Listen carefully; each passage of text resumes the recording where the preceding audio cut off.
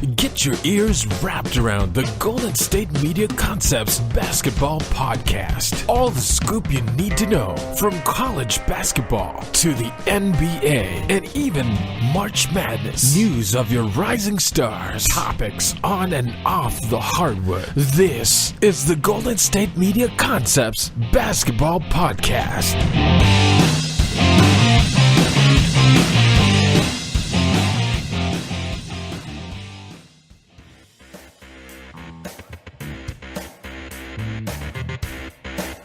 Hey, what's up, everyone? You are listening to the Golden State Media Concepts Basketball Podcast, and I'm your host, Pauline. And this episode is going to be pretty much a recap and a looking forward at the U.S. national teams, both our men's team and our women's team, because the Olympics has started, and it's been a lot of fun on just every competition, every event that's been going on. It's been a lot of fun to watch, and it's kind of been working out really well for me. It's funny because since I'm here in California and the games are different times, right? Depending on like your time zone and depending on just what event is going on, there's a lot of different times. So a lot of times I find out who has like won a gold medal, or you know, the finishes of different events, I find out through social media first because I'm at work during the day. But then it's kind of nice that when I come home in the evening, I can watch the events because of the later, like, you know, like the time difference and everything. So it's been a lot of fun, and it always cracks me up because every time I watch the Olympics, I sit there and I tell my mom or whoever I'm with that I should have played a different sport. I should have been a swimmer. I should have stayed in row. I should have tried fencing or even mountain biking or like any other sport so that I could be an Olympian. Every time I watch the Olympics, I watch the different events and I always think to myself, gosh, like I should have been in something different so that I could compete in the Olympics, because with basketball, it's, you know, unless you play pro, like you go to the ultimate level of playing in the NBA or the WNBA, you're not really going to make the team. And there's so many great athletes in both leagues that are just a lot better than me. So that's just, that dream is never going to happen. So I always think to myself that I should have tried a different sport, and that when I have kids, I'm going to put them in random sports like fencing or something like that so that they can one day have a chance to compete in the Olympics. And I know this is a basketball podcast, and I kind of ties in because the men's national team was there to support. But of course, you probably know by now that Michael Phelps has continued to bring home gold medals, and he's of course the most decorated Olympian with the most medals. I believe that as of right now, it's 25 medals and 21 of those being gold medals. I know definitely over 20 medals, and 20 of them at least, I believe it's 21 gold medals for him. And so it's just amazing, just his athleticism and his dominance in his sport. And I don't know, I don't think there's going to be another athlete that's going to have as many medals unless they are able to, you know, compete in a variety of events and dominate all of those events that they're competing in. Switching, of course, back to basketball, our men's and women's teams have been doing really well in the Olympics. And, of course, they were picked to be the favorites. And we've already know that throughout the last couple of Olympics and World Games that both our men's and women's teams have been a dominating force. That was already everyone's outlook going into the Olympics. Everyone was like, those are the teams to beat. Now, I've said this before, and I will say it again, that our women's basketball team, national team, they have not lost. They are always medaling in, ever since 1992, like there's not a world tournament or a world competition that our ladies do not dominate. And so they have continued with that winning streak. They're currently right now 2-0, as our men's team is as well. But our women's team it's kind of interesting because our women's team, a lot of the ladies that we have on our team, like they have more than one gold medal, Olympic gold medal, because some of these ladies have been playing, Tamika Catchings. They've been playing Diana Taurasi, Sue Bird in multiple Olympic games. And so they too have more than one gold medal. And so the women's team is now getting to a point where they are beginning to transition. And that's not necessarily a bad thing. It's just that some of the players now, this may or may not be their last Olympics. And we're going to talk about that a little bit with our men's team as well, because the men's team is in kind of like a new transitional phase, with Carmelo being the veteran as far as the Olympic Games are concerned. But then our women's teams, Sue Bird, Tamika Catchings, I believe, is like 37. So that's not really old. It's just different. It's older than some of the other players that they have on their team. But then that's good because they are able to show the rookies of the Olympic team how it's done. And we already talked about in the last episode how they are kind of like switching up with the starters every game, kind of trying to find that flow, and how everyone on the team has, all-star accolades. They are all team athletes. They have, the WNBA MVPs, like multiple on the team. And so looking forward, as the team has continued to maintain this dominance throughout the last few decades, really, they are doing really well. Like our main three rookies on the women's national team right now that have been doing nothing but showing that they are ready for that transition, ready to, take that mantle when it's time. Because in 4 more years, when the Olympics comes back around, some of these veteran players that we love and that we're so used to seeing on the women's national team are probably going to be retiring. Elena Delle Donne, Breanna Stewart, and Brittney Griner, of course, that have continued to do very well. And I did mention how Brittney Griner, in a previous episode, I mentioned how she doesn't mind coming off the bench, that she kind of likes it because she likes to see what the flow is before jumping in and getting in there and doing her thing. And she has mentioned that once she gets into the game, it's just basketball and she just wants to play and dominate. And so it's really good because our bench is really deep, even with the rookies on the Olympic team. They're not rookies to the game. They're not rookies to the professional level. So it's really nice that they're able to come over. And Brittney Griner, for instance, at the Worlds tournament was, she earned all tournament honors. So these are not like, when our women's national team is ready to transition and ready to move forward with like new faces for the team, I'm really looking forward to that, because I really don't see our women's national team falling off anytime soon.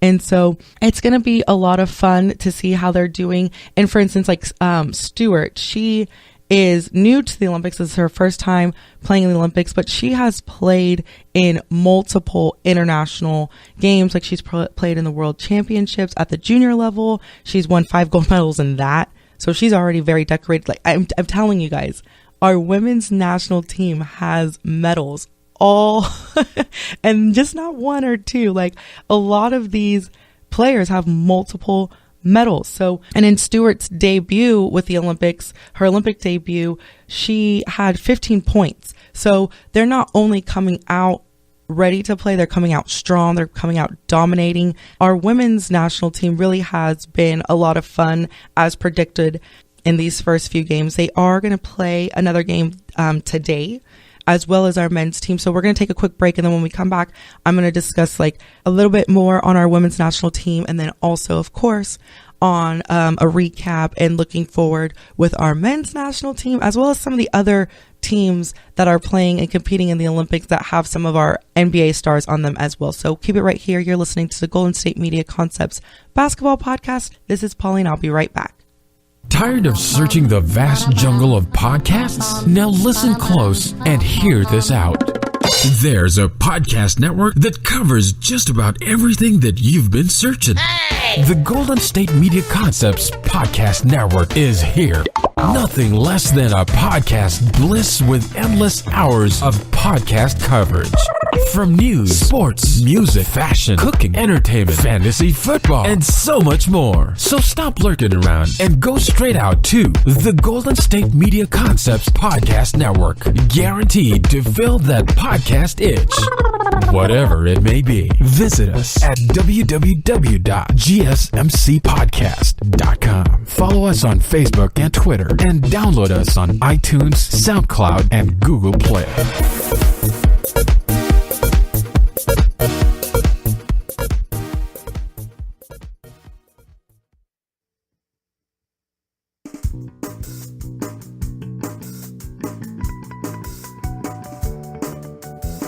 And welcome back to the Golden State Media Concepts Basketball Podcast. I'm your host, Pauline. And before the break, I was discussing the success that our women's national team has been having in the Olympics. And before I move on to our men's national team and the success that they have been having, I just wanted to mention that, so just to put it into perspective as far as how well our women's national team is doing. So they're 2-0 right now, and they're going to be playing Serbia next. But they have been, so we've been talking about how our men's national team has been winning by large margins. They were winning by large margins in our exhibition games and also now in Olympic play.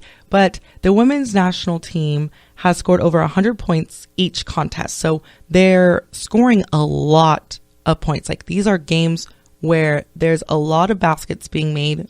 And we had mentioned that our women's national team has scoring champions and all-time scoring leaders right now on the team. So it's not surprising that they're scoring 100 plus in each contest that they played. So it's been 2 games so far. However, that's kind of like what is expected of them as they continue on in the Olympic play.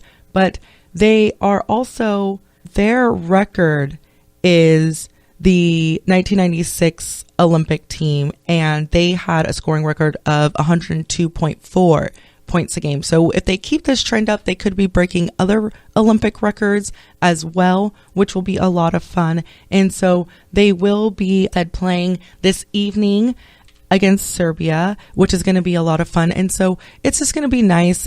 The women's team is just going to cruise on through, and that's just how that is going to be, because that's just how it is. And it's exciting to know that based upon the play that we are seeing with some of the younger stars, that this winning streak that they've been on since 1992 is just going to continue. I don't know when it's going to end. Hopefully it will never end. I don't think that it will anytime soon for sure. And so that's just going to be a lot of fun. So moving on to our men's national team, our men's team is also 2-0. They've just recently, in their opener, they beat China, and then they beat Venezuela, and they also will be playing this evening.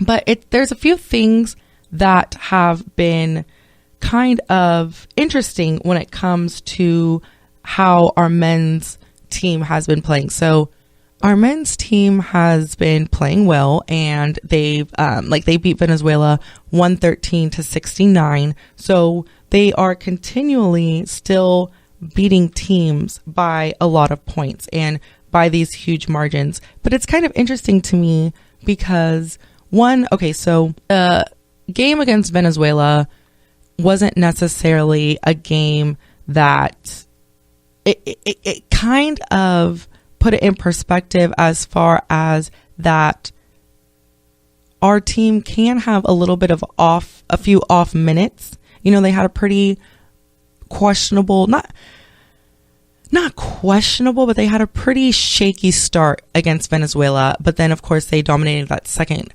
quarter and then continued on to win the game. But it's interesting. Okay, so Demarcus Cousins, we only have 2 really true centers on our men's national team in Demarcus Cousins and DeAndre Jordan. So Demarcus actually picked up 2 fouls early, and he's a starter right now for the Olympic team. And he had those 2 fouls early against Venezuela and then actually fouled out in 9 minutes.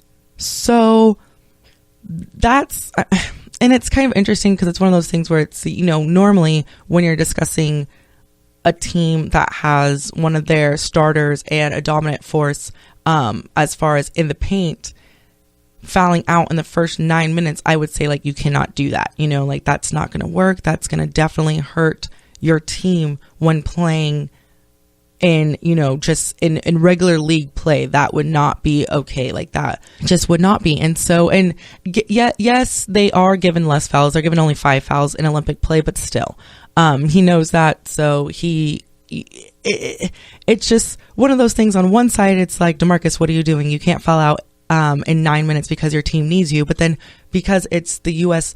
men's national team and they're dominating everyone, it kind of doesn't, it matters, but it doesn't all at the same time. And then the other really surprising and interesting thing is, okay, so Klay Thompson is one of the Splash Brothers, him and Steph Curry on Golden State Warriors. He did very well in the finals showing up, but get this. So in 2 games in Olympic play in Rio, Klay is only 1 for 11 right now. So he I don't know, he can't buy a basket right now. And again, if this was NBA league play and Klay is only shooting 1 for 11 in 2 games, that would be a problem. That would be a major problem for his team. And that, we would have to reevaluate what's going on and things like that. But then again, because our men's national team right now is just dominating regardless, because there's other all-star players there to pick up that slack, it's kind of like it doesn't matter. But then it's surprising because it's Klay Thompson and it's like, what's happening? Maybe he's just, I don't know, he's just on a burnout right now. I'm not quite sure. So he has been really quiet these last 2 games, really. And so hopefully he'll kick it into gear, because that's another guy that we all want to see do well. And when he does play well, and I can't even imagine how much more, how much larger our margins would be if he was, on it right now and would be playing against these teams. So we're going to take it to a quick break real quickly, but then when we come back, I want to discuss an outlook, a preview for our men's national team, who's going to be playing against Australia, who I've been talking about a little bit because I've been talking about Andrew Bogut. The last episode I've been touching on them and some of the players that they have on the Australian national team, and I'm really looking forward to this matchup because I think this is really going to be a deciding factor for both the Australian team. They're surprising people right now as far as how well that they're doing. They're as well 2-0. And so I'm going to give kind of a little preview with that matchup that's going to be coming this evening. And also when we come back from the break, I just want to talk about some of the other national teams, some of the other international teams that have a lot of our other NBA All-Stars on there and NBA big time guys such as Argentina, and Spain. So I know that those are some other teams that have been kind of interesting these last few games in the opening of the Olympics. So we're going to take a quick break, and when we come back, we're going to wrap it up. This is the Golden State Media Concepts Basketball Podcast, and I'm Pauline. We'll be right back. Are you looking for the very best NFL and college football podcast? Then check out the GSMC Football Podcast. Get the latest football news both on and off the field. From the NFL Draft to trades to the rumor mill to the NFL Combines, they got you covered. That's GSMCpodcast.com/football-podcast. Get updates on college rivalries, game day insights, and much, much more. It's football talk the way you want it. This show eats, sleeps, and breathes football. Don't forget to like them on Facebook and follow them on Twitter. Visit GSMCpodcast.com for more info.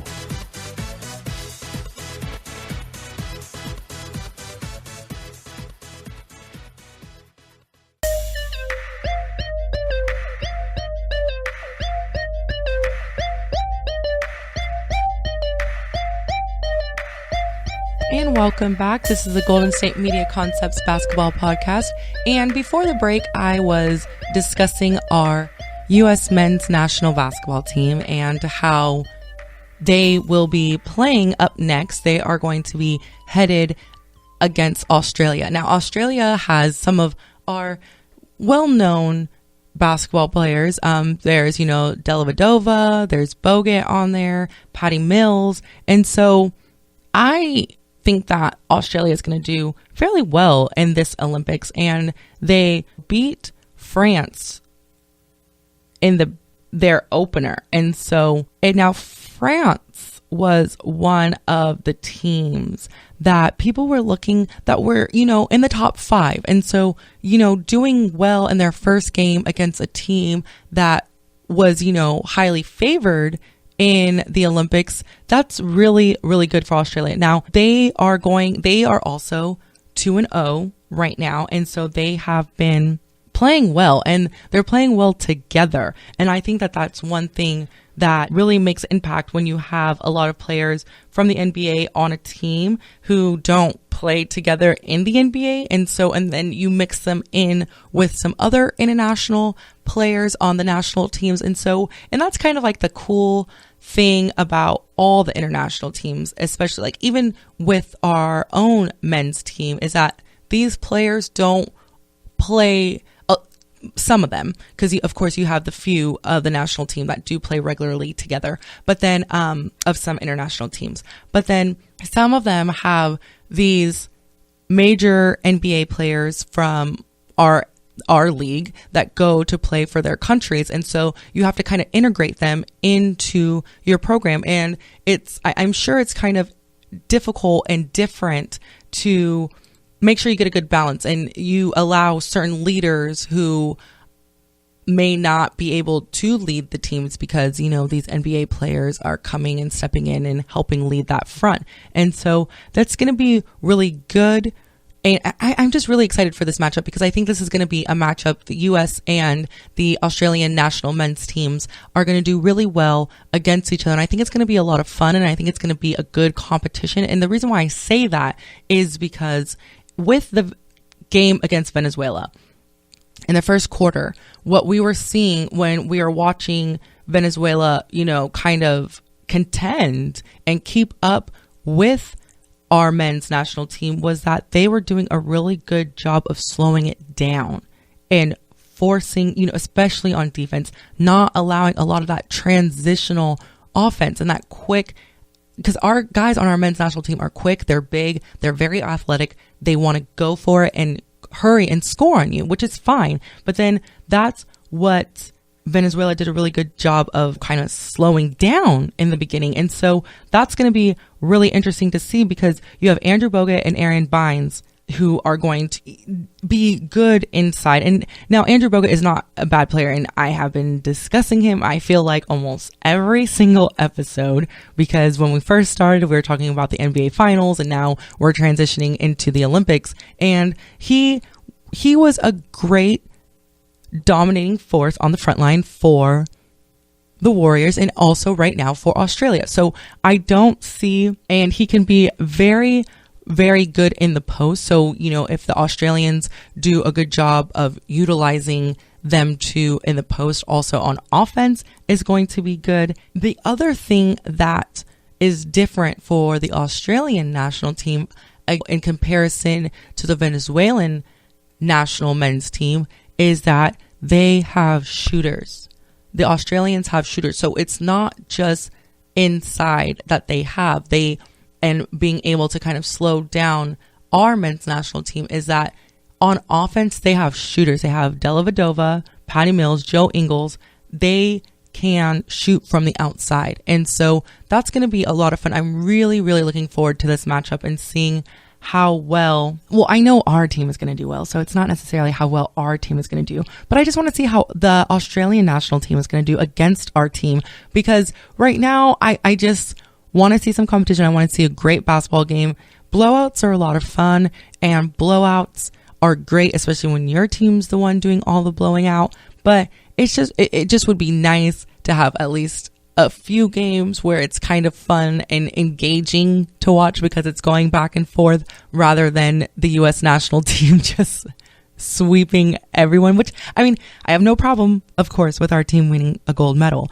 It's just that I would enjoy seeing some type of competition. Speaking of some of the other national team. So Spain has been another dominating force in the international world of men's basketball. 2 silver medals right now in the last Olympics, 2012, and then before then in Beijing in 2008. And so, and that team has, of course, Pau Gasol on that team. And so Spain was, looking like they would be another not close contender, but, second, top five team.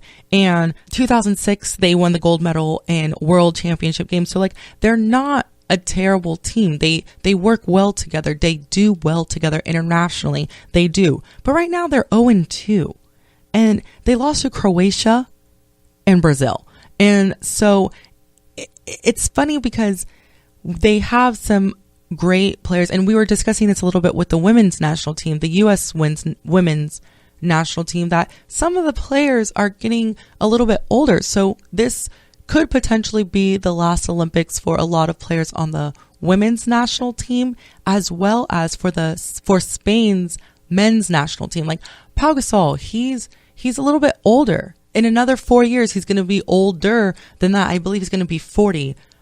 In 4 years. So that's going to be, a little bit old. And he's a great player. He's had a great NBA career and international career as well. He's just getting a little bit old. And that's okay. And, his brother right now is not on the team because of an injury. He's taking care of an injury, so he's not able to compete. And so they don't have him as well. And Jose Calderon, he is one of Spain's point guards. And he's already said that this is going to be his last Olympics because I believe he's 34. So in 4 years, he'll be 38. He's going to be a little bit older as well. So he's already said that this is going to be his last Olympics. And so right now, Spain is kind of like, they're not a terrible team, but they're just a little bit older. And so they haven't been able to get back on those transitions. Some of the younger, quicker teams are exposing that when it comes to Spain. And so I'm hoping that they will be able to figure it out soon, but it may just be due to age, which is fine. And so they're going to have to just play it out this Olympics. And for some of these guys who have already said that it's going to be their last Olympics, or who we can kind of tell that it's going to be their last time competing in the Olympics, that they just, give it a last good run. They still have Nigeria, Lithuania, and Argentina to play in this first round. And so speaking of Argentina as well, so Argentina is another team who's slightly older. Some of their, veterans are slightly older. They have, Ginobili of the Spurs on their team, but they're the opposite situation that is facing Spain. They're a little bit older, but it's like these seasoned veterans are still running with the young bucks. They're teaching the young guys how it's done, and they're really competing. And so on the flip side, Argentina is 2-0. They have been doing very, very well. They have Luis Scola of the Nets. He's 8-15. He had 23 points against Croatia. So he's showing why he's in the NBA and coming and translating that into the international arena right now. And then Ginobili against Croatia had 12 points. So he's putting up double figures as well. And so they are still playing very, very well and could possibly take Group B, be, top seeded in Group B the way that it's looking. So that's going to be really interesting. So it's kind of, it's one of those things where we're beginning to see the transition of a lot of these players that we've recognized, especially when it comes to the Olympics and international play, both on the women's side and as we look at men's international teams. And it's kind of interesting how all of these teams, Spain, Argentina, our women's national team, who have these older players, and seeing how that's affecting their team. Because with the women's national team, there's nothing is being affected, even though some of these ladies are a little bit older, because we're having a good glimpse into what the future is going to like. So it's one of those things where it's just going to keep on rolling. And then with Spain, some of their older players are not able to keep up and produce as much as we would like them to, as far as some of our favorites on Spain. And so it's kind of like it's showing their age. And then we have Argentina, who it's like our favorite guys over there. Like, Ginobili, he looks like he's getting older as far as like his appearance is concerned, but he's playing still, and he's, dominating still and being a really solid force on his team there. So it's really interesting. It's going to be good to see how Argentina ends up as we, go in further for the Olympics. And so they're going to be playing Lithuania next. And so it's going to be really good. I think the Olympics is going to be a lot of fun as far as watching other international teams compete together against one another rather than just watching them compete against the U.S. because the U.S. is just, beating and wiping everybody out. So that's going to actually do it for this recap right now of the Olympics so far. This is also going to be the end of this episode. You have been listening to the Golden State Media Concepts Basketball Podcast. And of course, you can find me on Twitter at GSMC_basketball. You can also listen to this episode again. You can listen to previous episodes online on our website, gsmcpodcast.com. You can also download the basketball podcast as well as a lot of other podcasts of our network on iTunes, Google Play, and SoundCloud. So this has been, like I said, episode 11. I'm your host, Pauline, and I will talk to you guys soon.